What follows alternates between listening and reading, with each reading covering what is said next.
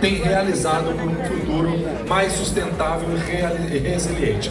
Convidamos a todos a assistirem no telão, então, o nosso vídeo institucional. Um território que aos poucos se abriu para o mundo.